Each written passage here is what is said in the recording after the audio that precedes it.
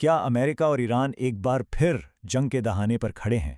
آج ہم حقیقت ٹی وی کی ایک بڑی سنسنی خیز رپورٹ کو سمجھنے کی کوشش کریں گے، جس میں یہ دعویٰ کیا گیا ہے کہ دونوں ممالک کے درمیان جو مذاکرات چل رہے تھے وہ بری طرح ناکام ہو گئے ہیں۔ رپورٹ کی شروعات ہی ایک ایسے جملے سے ہوتی ہے جو ساری صورتحال کو آپ کہہ سکتے ہیں ایک ہی لائن میں بیان کر دیتا ہے۔ یہ جملہ شروع سے ہی معاملے کی سنگینی کو واضح کر دیتا ہے۔ تو آئیے دیکھتے ہیں کہ اس رپورٹ میں کیا کیا اہم باتیں ہیں۔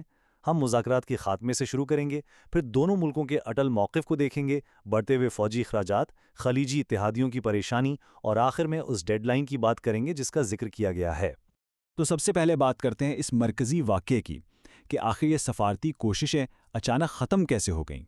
تو ہوا یہ رپورٹ کے مطابق کہ ایک امریکی وفد کا طیارہ جو مذاکرات کے لیے جا رہا تھا وہ آدھے راستے سے ہی واپس مڑ گیا، یعنی بات چیت شروع ہونے سے پہلے ہی ختم ہو گئی۔ اچھا، تو سوال یہ پیدا ہوتا ہے کہ آخر ایسا ہوا کیوں؟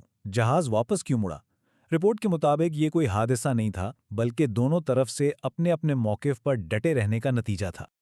اور یہ سلائیڈ اس مسئلے کی جڑ کو بہت اچھے سے دکھاتی ہے۔ ایک طرف ایران کا موقف ہے کہ جب تک ناکہ بندی ختم نہیں ہوتی کوئی بات نہیں ہوگی، اور دوسری طرف امریکہ کی مشکل یہ ہے کہ اگر وہ ناکہ بندی ختم کرتا ہے تو اسے سرنڈر سمجھا جائے گا۔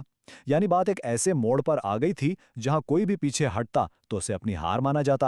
اور اسی اٹل موقف کو واضح کرنے کے لیے رپورٹ میں ایران کی طرف سے ایک دھمکی آمیز بیان بھی شامل کیا گیا ہے، جس سے آپ صورتحال کی سنگینی کا اندازہ لگا سکتے ہیں۔ اب بات صرف سفارتی ناکامی کی نہیں ہے۔ رپورٹ کا فوکس اس کے بعد ان بھاری اخراجات پر چلا جاتا ہے جو اس کشیدگی کی وجہ بن رہے ہیں۔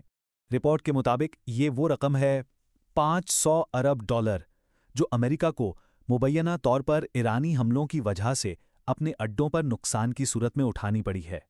اور ان نقصانات کا اثر یہ ہے کہ رپورٹ کے مطابق جو نیا فوجی بجٹ مانگا جا رہا ہے وہ ہے $1.5 ٹریلین۔ یہاں آپ اس اضافے کو صاف صاف دیکھ سکتے ہیں۔ پچھلا بجٹ $1 ٹریلین تھا اور اب $1.5 ٹریلین کی بات ہو رہی ہے۔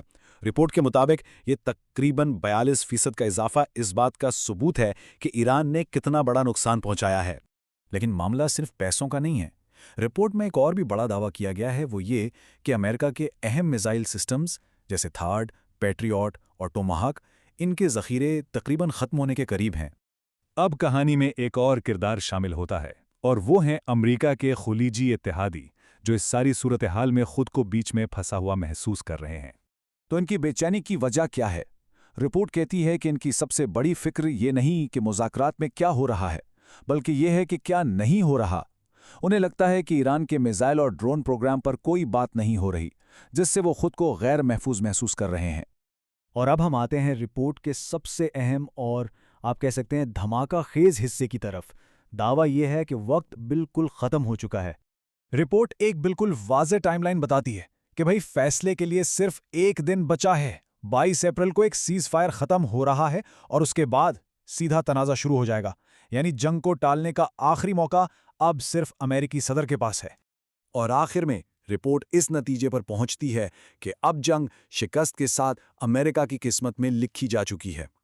تو یہ ساری کہانی سننے کے بعد سوال یہی اٹھتا ہے کہ ایک علاقائی تنازع کو اس طرح ناگزیر بنا کر پیش کیا جا رہا ہے، کیا واقعی کشیدگی ہی واحد راستہ بچا ہے؟